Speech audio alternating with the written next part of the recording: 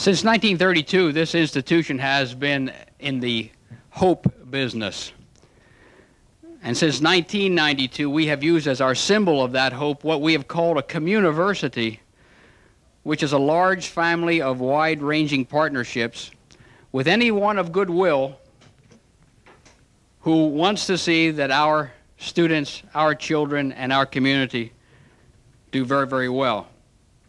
Just a couple of years ago, I was convinced that nothing could top the engineering school for pure economic development potential.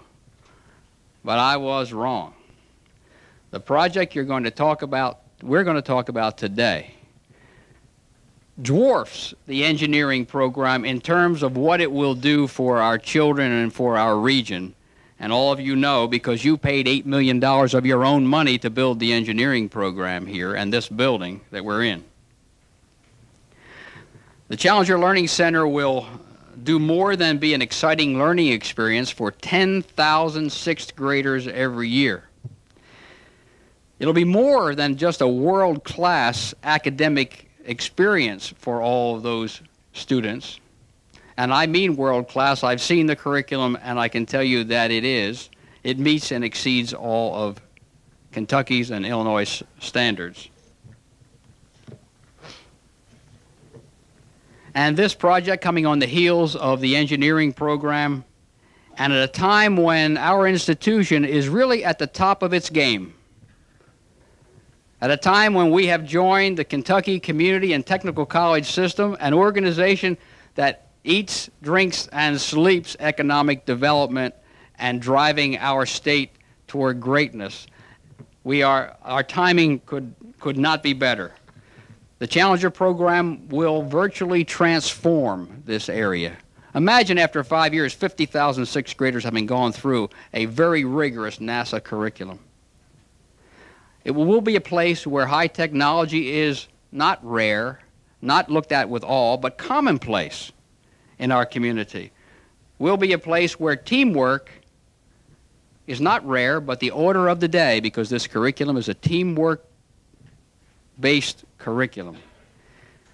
And we'll be a place where knowledge will be the source of all of our power and the source of our economic development.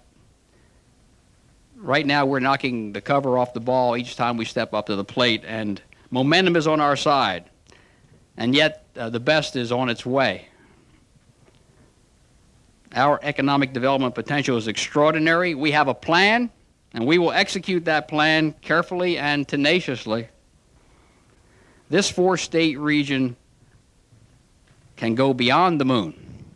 In the words of one of my favorite people, Buzz Lightyear,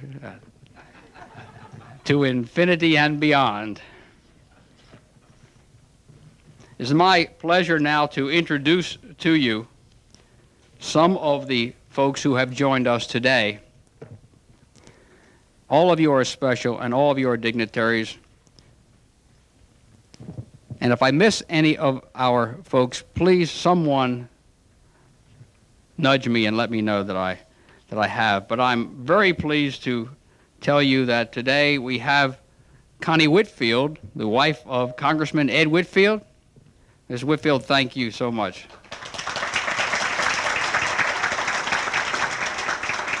And with her is Heidi Iyer, the field representative of Congressman Ed Whitfield.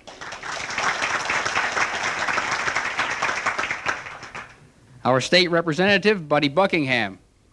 Buddy?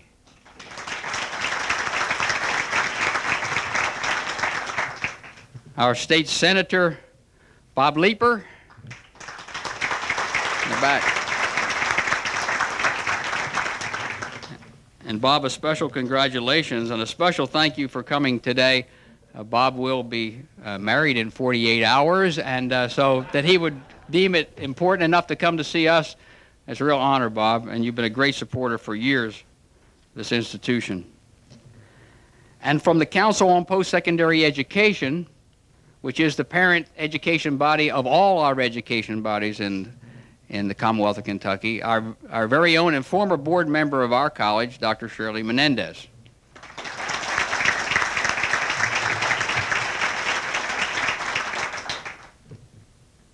My friends, help me out if I've missed someone. I want to be sure that I don't do that. Thank you very much. It is now my distinct pleasure to introduce to you a man who has who's at the helm of the largest post-secondary education institution in the Commonwealth of Kentucky. A man who is responsible for the entire state of Kentucky with 28 institutions, and probably has, I'd argue, has the toughest education job in the Commonwealth. He came to Kentucky a year and a half ago after leading the state of South Carolina and after being president of 2 colleges. And I must tell you, he was a dean. When I was a dean, we were colleagues years ago. A great individual, and someone who is leading this new system of ours to greatness. It's my pleasure to introduce to you the president of the Kentucky Community and Technical College System, Dr. Mike McCall.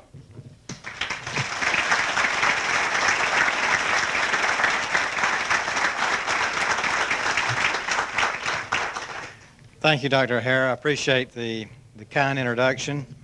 And it's always good to be in this part of the state and to see all my friends and my old colleague as well. Lynn and I do go back for quite a number of years, and I've had the opportunity to work together in another life. And so it's a real pleasure to be here.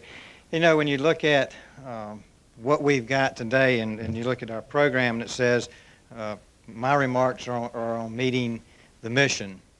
You know, I guess I would begin by saying that what Dr. O'Hara and the board has done here and the community is mission possible. You have pulled together a project that is going to mean so much to this community and to the Commonwealth as well. I come to offer my support to really convey to you how important this project is in putting together the new KCTCS that I have undertaken myself as the new president. As Dr. O'Hara has indicated, I've been here a year and a half now. And since coming to Kentucky, I have shared a number of things with my board in which I call red letter days. They are things that are the first time that have occurred. And I would call this another red letter day for me in my professional experience in here coming to Paducah and to see what's happening because this community has put together a project that will be really second to none. I have had the opportunity to visit some of the other Challenger centers, and when you see what's going to be put here on this campus, and to have not only the 50,000, 60,000 kids that will come through here, but it will serve as a catalyst for many, many other types of things for the adults as well. The training that is put into this is a very, very unique experience, and it fits so well within the mission of what KCTCS does in meeting the needs of the community. As Dr. O'Hara said, the community-versity expands this community from really K through 16 and even beyond with the graduate programs we're able to do as well. And this piece is so, so important, and it fits so well to what we can do to attract the students, to get them enticed, and to give them a taste of what they can do in their education in the future, because it combines the classroom teaching, the team training that's done, as well as hands-on. When these students go through this program, they will literally believe and feel like they've been in space before it's over. So I commend Dr. O'Hara and this community for pulling this together, and want to congratulate you and offer my continued support in whatever we can do from the system office. We're here to help and be a part of this exciting project. And thank you for having me here today.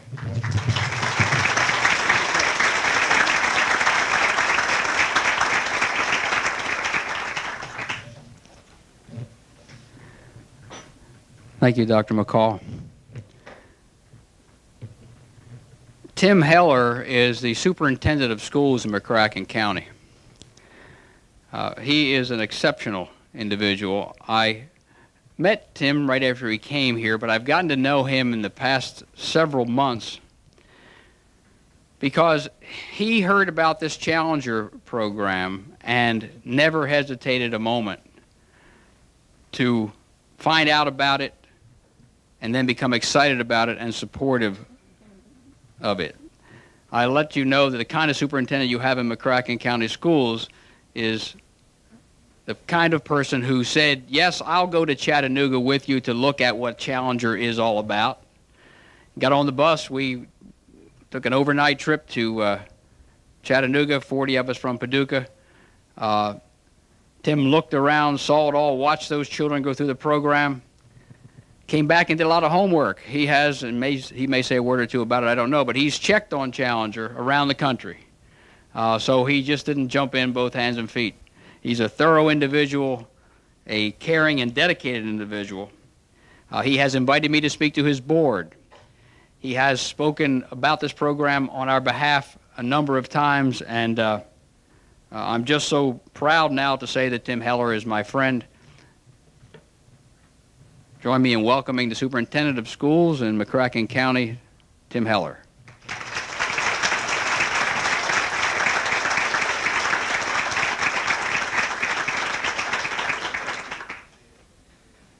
Thank you, Dr. Harris. Very kind. My responsibility here today is to talk a little bit about the educational component, and I do want to briefly and quickly run through some things with you. I thank you for the opportunity to represent all educators in this region, 4 states, 32 counties. A special thanks to Dr. O'Hara, Kay Travis, President Joe Frampton, and Paducah Community College Board of Trustees for keeping the dream of the Challenger crew alive, especially in Paducah, Kentucky. When the crew of the Challenger space shuttle perished in 1986, they were on a pioneering mission to extend the boundaries of human knowledge. The Challenger Learning Centers are continuing that mission today by preparing students for life in the 21st century. The Challenger Center is a center for teaching. The center creates on-site space missions using a high-technology mission simulator. The center provides teacher in-service training, along with curriculum materials for classroom use. The Challenger Center is a center for learning. During the mission, the crew works as a team, accepts responsibility, experiences shared trust, builds communication skills, and develops problem-solving techniques. These components reinforce inquiry-based learning. The mission simulator allows students to apply math and science concepts to real-life situations. Last May 3, we had the opportunity firsthand to observe students from Atlanta, Georgia, flying on a mission at the Challenger Learning Center in Chattanooga, Tennessee. These students were totally involved, totally engrossed in the activity, total teamwork, a very rewarding experience. Since I was asked to make a few comments here today, I contacted 3 Challenger Learning Centers and spoke with the flight directors at each of the 3. One being Brownsburg Schools in Brownsburg, Indiana, starting the 6th year at Brownsburg and averaging 300 missions a year. Second, the Language Arts and Science Center in Baton Rouge, Louisiana, starting the 7th year and averaging around 230 to 250 missions per year.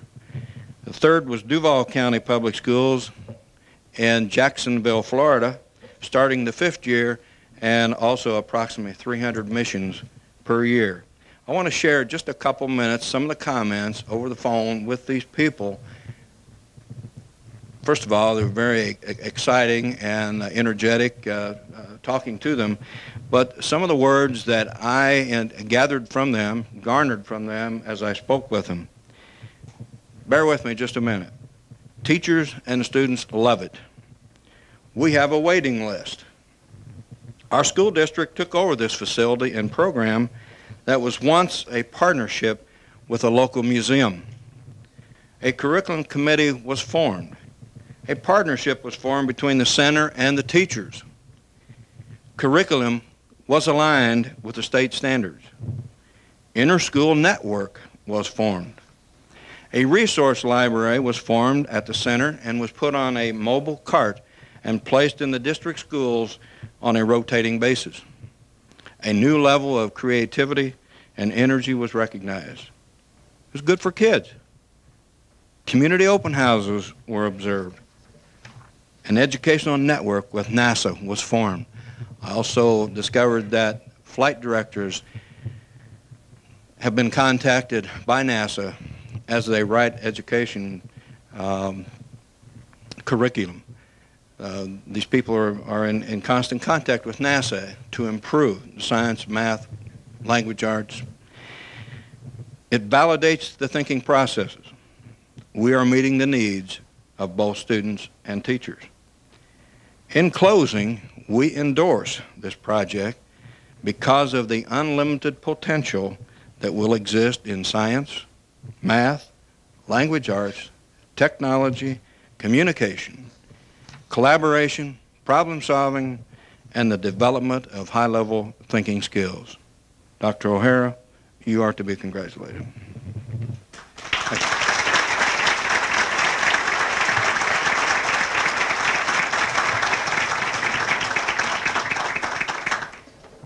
Certainly had the opportunity yesterday in Rotary to hear Sue Darnell Ellis, and she is certainly a keynoter here today, and I would like to introduce her at this time. She's a far western girl, far western Kentucky girl, and she's back home. She'll talk a little bit about that, I'm sure. Graduated from Marshall County High School in 1976, was a teacher at North Marshall Junior High when she was selected as Kentucky's representative for the Teacher in Space program. Is a Challenger Center National Faculty member.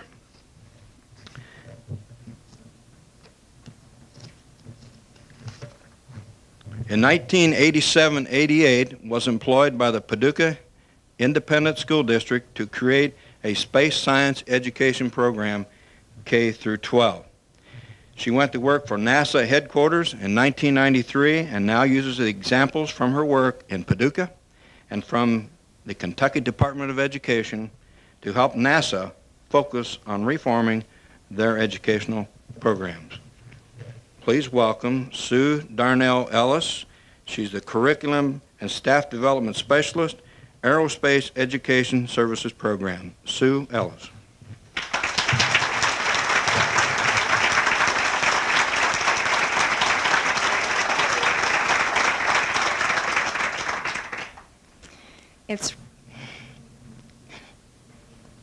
It's very special to be here today, and it's going to be really hard for me to get through this. But it's okay, because I was there. I lived and breathed the Challenger Center before it existed. I was there at Kennedy Space Center the day the Challenger exploded. I was there with the other teachers. There were probably only 20 of us left who had waited. The original launch date had been January the 22nd, and because of cold weather, it had been delayed and delayed and delayed again, and I was able to stay.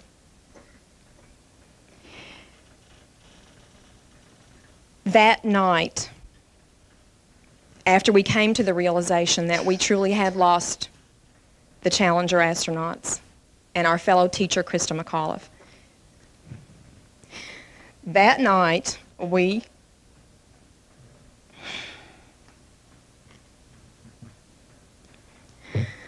decided to do this. And I'm so glad to come home to help you celebrate this thing, this Challenger Center for Space Science, and then it's going to be in my home. We decided that we had to create something that would be a lasting tribute to the lives of those astronauts and our teacher, Krista McAuliffe. We had to do it. We couldn't just walk away. 3 days later, the families of the astronauts joined us and then Vice President George Bush in memorializing those astronauts at Johnson Space Center in Houston, Texas. And you probably remember where you were when the Challenger exploded, and you probably remember where you were during that time frame. And some of you remember seeing televised that memorial. That tragedy shook this nation like no other tragedy prior to it other than President Kennedy's death. The families decided that they had to do something to memorialize the lives of those family members that they lost. Vice President Bush became President Bush. President Bush went to Congress, he went to Senate, and he helped the families raise the money to get the seed money to get it going. And they asked us, the teachers in space from all of the 50 states, to help them design a curriculum that would touch the lives of the students of these United States and be a lasting tribute to the lives of those 7 astronauts forever. I'm so proud to have been a part of that. I'm so proud to be here today, especially to be at home. I've been in Hazard, Kentucky, and I've been in Radcliffe, Kentucky.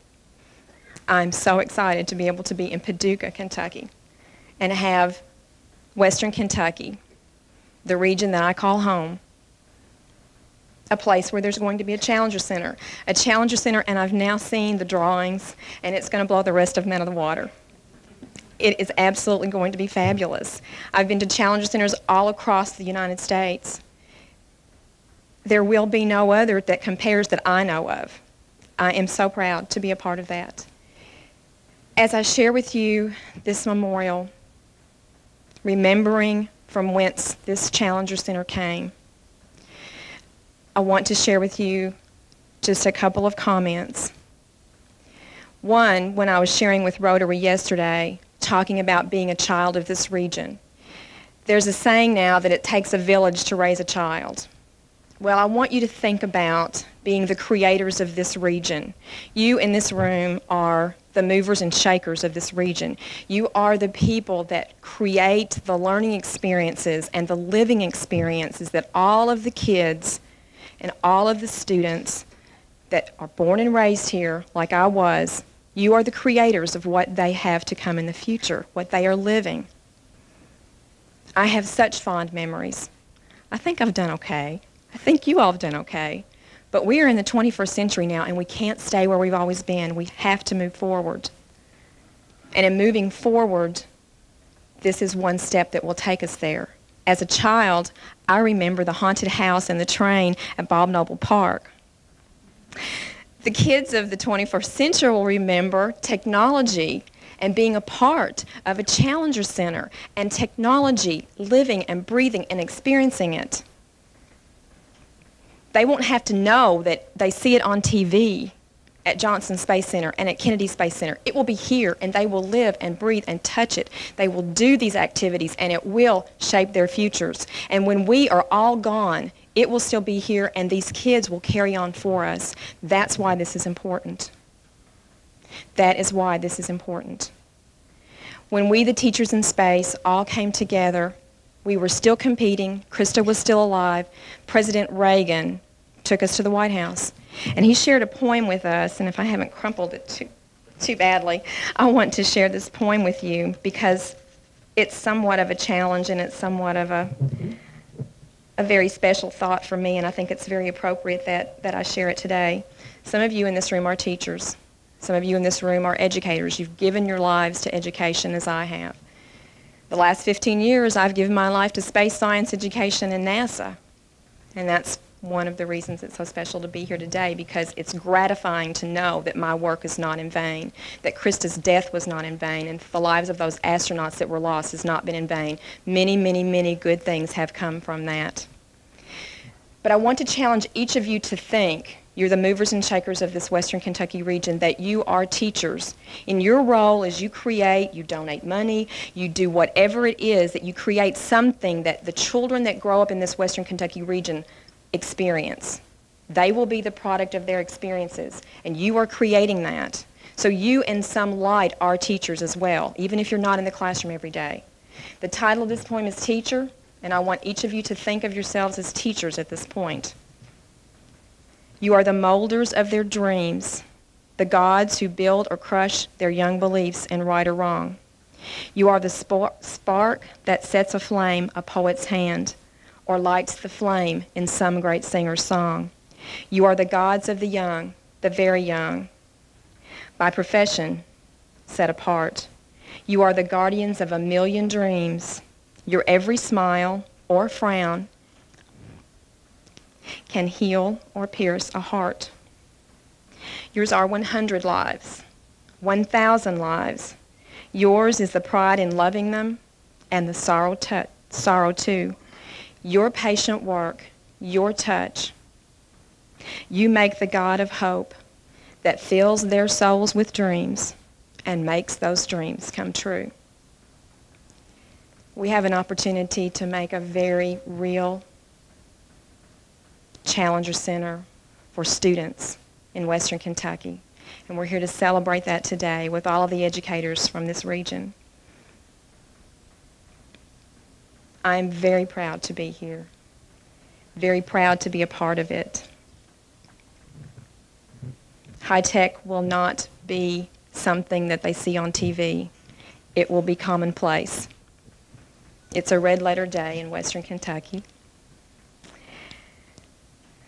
This village will raise wonderful children, and you all will have done it together. I appreciate what you've done for me as a child of this village. And as I close, I've never had the opportunity to do this before. The main teacher in my life were my parents. And my dad is here today.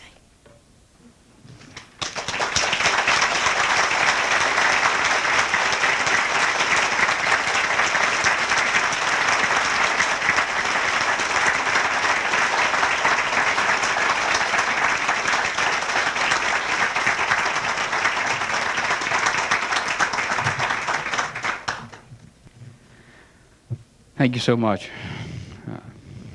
Your words mean so much, and the fact that you did it will be such a beacon to the rest of our children that they can do it as well. And thank you for those inspiring words. Vance Ablott is the President and Chief Executive Officer of the Challenger Center for Space Education. He's held that job since 1994. He leads a professional staff of 25 who support the development and implementation of the teacher training workshops, the classroom and extracurricular activities, and they provide the operational and technical support for the network of Challenger Learning Centers that we're about to become one. His lifelong interest in science education was piqued during his work to develop the Space Center Houston project for Walt Disney. He agreed to stay on in Houston and serve as the center's vice president and general manager. He has established a reputation for his deep convictions, commitment to excellence, and passion for helping young people reach their potential. While at Disney Imagineering, he was responsible for the development, production, and installation of Tokyo Disneyland, Disney Galleries, the Gene Autry Western Heritage Museum and Space Center Houston, and now the Challenger Space Center in Paducah, Kentucky. Please join me in welcoming the President and CEO of Challenger International, Vance Ablott.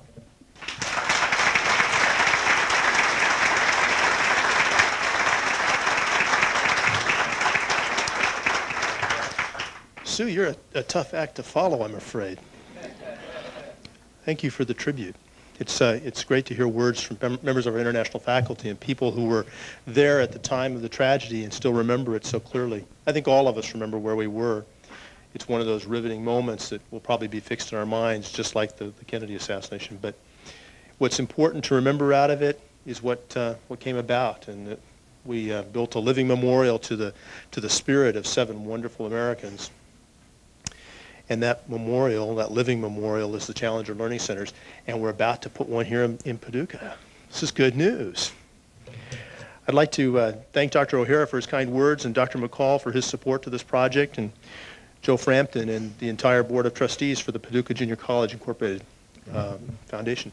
It's truly inspiring to see the kind of support that the Challenger Learning Centers acquire in each community. A good example is sitting in this room.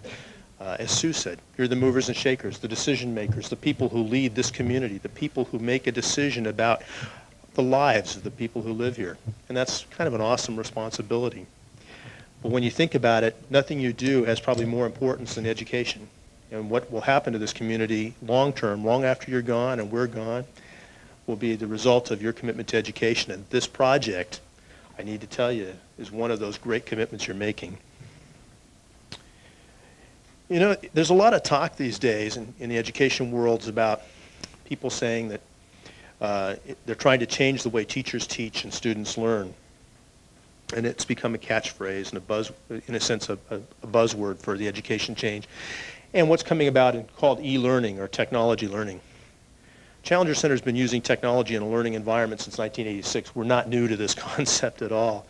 And I got to tell you that, you know, when it comes right down to it, it isn't about changing the way teachers teach and students learn, because students already learn very differently. In today's world, students are learning in an electronic form no matter what we do. Television, games, and computers. I mean, I don't know, when you look at the children on computers, they do things with those computers that I don't even know how to do. In fact, I have trouble turning mine on occasion. So I'm impressed with any child who gets up to a computer and walks away with knowledge. The students today are ready, willing, able, anxious to take a hold of technology and use it as a learning tool.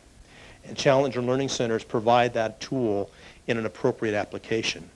But we've always believed, and we will always believe, that education, that technology is just a tool. That's all it is. The solutions to education are always going to be found in the humanity of the teacher in that classroom. What we do cannot replace, in the Learning Center, cannot replace that teacher in the classroom. Sue recognized teachers. And your 9th grade teacher is here as well, is that right? And 7th grade teacher, and that's when I lost you. And 7th grade teacher. Teachers impact our lives, and it's the humanity of the teacher that does that, not the technology that's in the room. So how do we apply that in a technology-rich environment? And Challenger Centers do that. You heard a little bit of that from our superintendent of schools, Tim Heller. We don't believe that the experience here in and of itself is enough to change students' understandings of science. We create an environment in which the teacher comes for training. We make a commitment to giving the teachers the tools, the confidence, and the competence to talk about science in the classroom.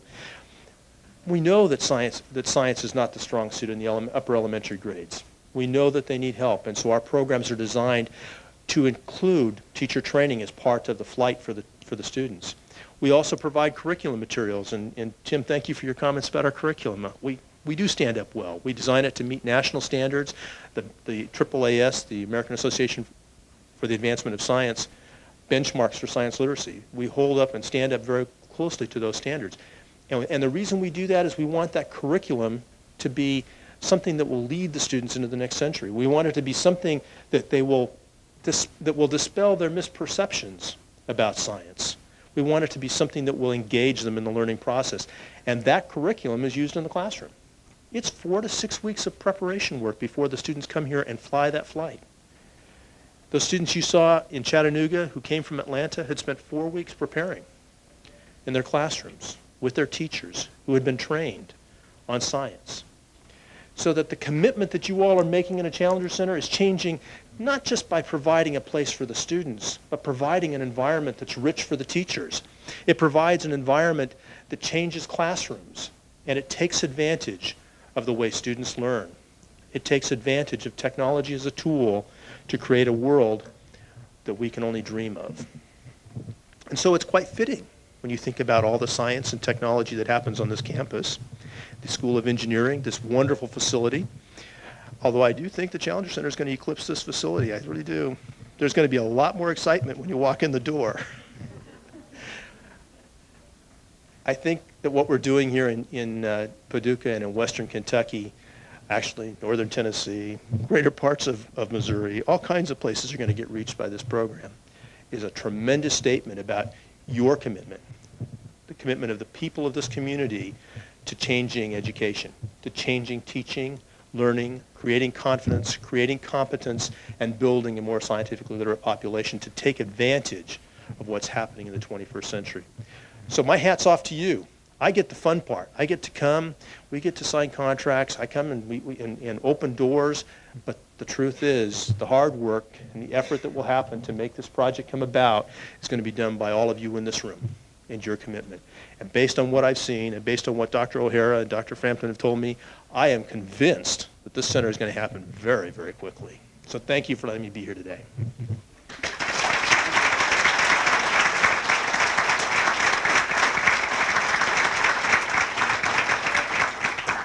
Mr. Ablott, thank you very much. It's so great to have you here. And I didn't tell you one of my favorite things about Mr. Ablott, it impresses me the most, is that Sherry Brock works for him. Sherry Brock, I want you to stand up, Sherry. I want people to see who you are.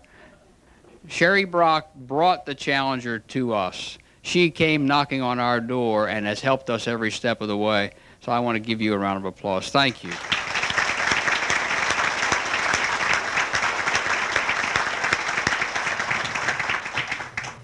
It's now time for us to sign the contract and to do something unusual for us. We're going to give money to somebody. We're usually out there knocking on your door asking for money. We're going to sign the contract now and pass in the check, and then we'll continue with the program.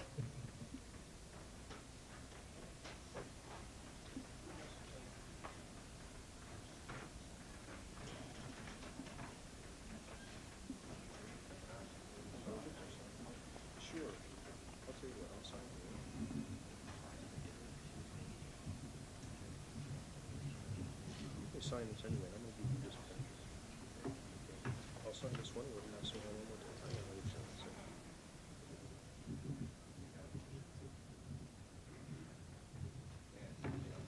Okay, one more time. No, keep that pen. And this worked out well because you ended up with the contracts. The pens are yours to keep, just like the president. I get to leave pens behind.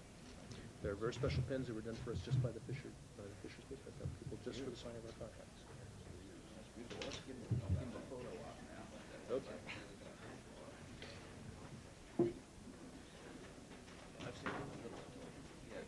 I'm not. I told him I'm not standing in the middle. The check would I would disappear.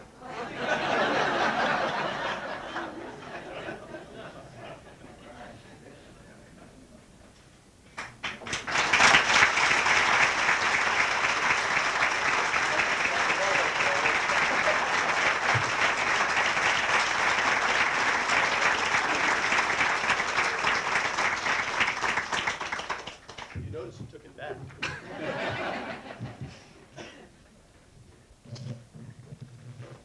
It gives me special pleasure to introduce a very special person, someone of this community, and you, practically all of you know, Joe Frampton. Joe is the president of Paducah Bank, and he's the president of Paducah Community College Board of Directors and the president of Paducah Junior College Board of Trustees, and he is an exceptional guy. His leadership of our board, the things that we have done are incomparable. The support that he gives to all of us, in particular me, and I need a great deal of it, is so greatly appreciated and benefits all of us so much. He encourages innovation. He expects innovation. He expects something special. And it's great to have a boss who expects you to excel and support you whenever you're out there on that limb, who always will stand behind you. And so much that has happened in the past few years at PCC is because of the leadership that my boss and my friend, Joe Frampton, has given us. Most importantly, Joe is always focused on economic development for our region. And that's why I know that he got right behind this Challenger project.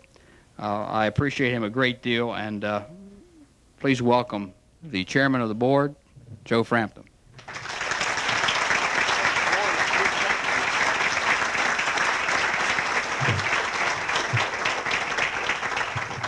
This is a very special day at PCC, and I join all my colleagues in welcoming each of you here. Each of you is very special today. We're delighted you're here to participate in this contract signing ceremony. It will be a memorable business after hours. I've thought recently about what it is that so captured my imagination when I first heard Sherry's presentation about the Challenger. Was it that we would have a new building on this campus? Was it that the perception in the community would be that PCC is innovative and moving forward? Was it that it is totally compatible with our mission? Was it that the benefits of the project would be regional? Was it that the project has significant economic development benefits? Was it that it provides a service to local school systems and teachers and administrators? The answer to all those is yes, but that didn't really answer my question, why? And then a few weeks ago, remembering where I had been on January 28, 1986, I picked up a book I have at home about the Challenger, Flight L-51. And I read the transcript from liftoff into the 76 seconds of that flight. And I suddenly realized what it was that captured this for me. It is that out of such a devastating personal tragedy for those individuals and our nation has come such a wonderful, wonderful project that was so well described by Sue a few minutes ago. I think it's that aspect that captured my imagination, that out of such tragedy could come such amazing success. That's why we're here, and I applaud the vision of those people who suffered so much and decided to turn that suffering into something from which we could all benefit for years and years and years, and that's what we're here today about. And on a personal note, parents are always proud of their children, and I'm no exception. My oldest son has a Master's of Science, and he's an Air Force pilot. My oldest daughter is teaching on the faculty of a college. And thinking it through further, it suddenly struck me that they are two McCracken County products who would have benefited tremendously from this wonderful marriage of math, science, and technology, because I think their chosen careers are representative of the opportunities that all of our young people today have to serve, to learn, and to teach. And that's what this project is all about. And I hope you will take this list and look at the people who are already committed to this project by giving their dollars. I hope you will look at this list of school systems who have listened and heard and learned and said, this is what we want to do for our children. This is the future we want them to envision. What can all of us do? You can give money. It's always welcome and needed. You can give support by encouraging teachers and school systems, board members and administrators. You can support this college and our efforts. And you can talk about what you've heard here today to your friends and neighbors, because this is a project that merits your support. It merits the support of our community, and that's why this board, and I'm very proud of this board, with the leadership of Dr. O'Hara and many, many others, have decided to commit to this project. We are on go and headed toward launch. Thank you so much for being here today.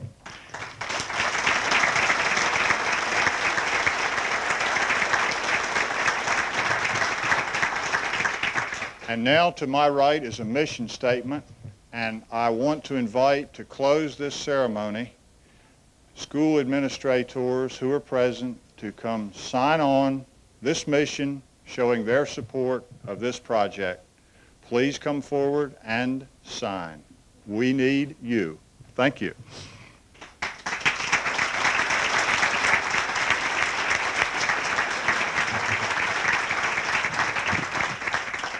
Don't be shy.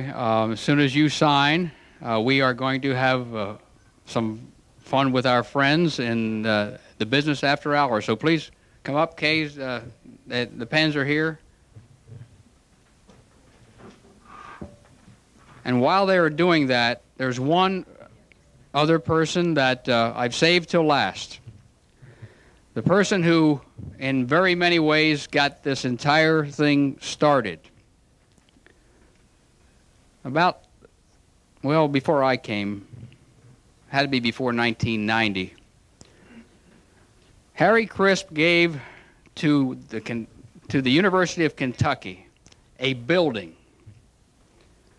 And it is from the proceeds of the sale of that building that we will start the first $2.2 million of this project. And the building will be named for Mr. Crisp's father. I want you to take a moment and join with me and thank Harry Crisp for that vision and for that generosity. Mr. Crisp.